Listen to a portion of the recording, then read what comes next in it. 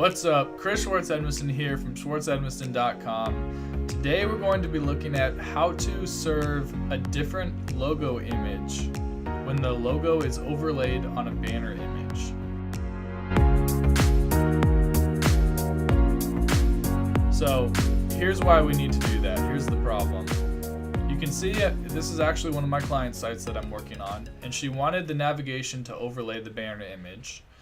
But the problem is that her logo is dark. So it's supposed to be shown on a light background. And if we go to the destinations page, we can see that, yeah, it looks really great on a light background. It really pops.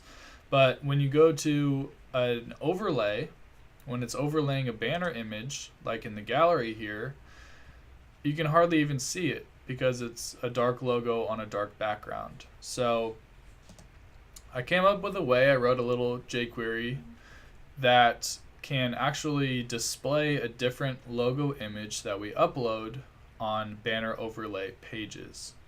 So the first thing that we have to do to get started, go into the description for this video, copy the code from the blog post and paste it into like Notepad or sticky notes or something. And it should look like this once you paste it in, and it'll have your image link here between parentheses. So go ahead, paste in the jQuery and paste in the little script that I wrote, and just keep that to the side for now. We're going to use that a little bit later. So the next step is to go into design and navigate to the custom CSS. And we're going to upload our second image in this manage custom files. So click in an empty spot because this is where the URL to the image is going to appear wherever you click.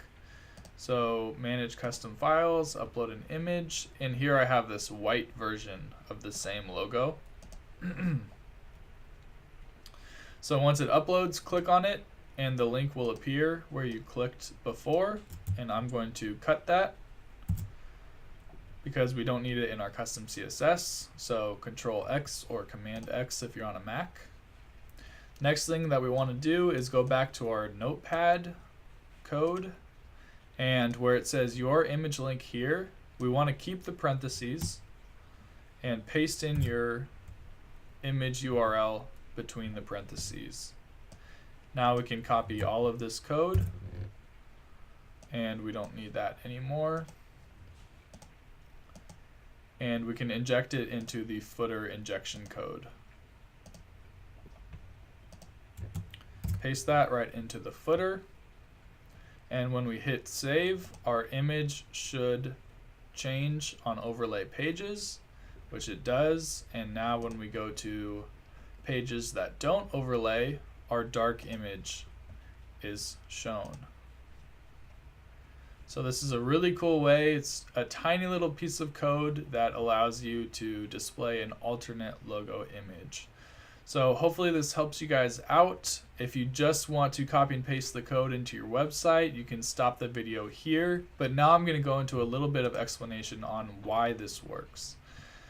So if we jump into the code, we'll just go inspect element on the header here. We can see that the header has classes of header, header bottom, and header overlay. So this header overlay class only gets added on pages where the navigation is overlaying a banner image. So if I go to the destinations, which doesn't have a banner image, if I inspect that, then we can just see it says header, header bottom. There's no header overlay. So using that knowledge, in my code injection, I wrote this jQuery script which depends on that header overlay class. So when the header overlay class has the header branding, it's going to find the image source, and instead of displaying the image from the default source, it's going to replace the source with this new image URL. So that's the reason that this code works. It's because we're actually targeting a class that only gets added on banner overlays. And so therefore this new logo image only gets displayed on pages with banner overlays. So there you guys go, a quick little tip. Hopefully that'll help you guys make better Squarespace websites. I will see you guys next time.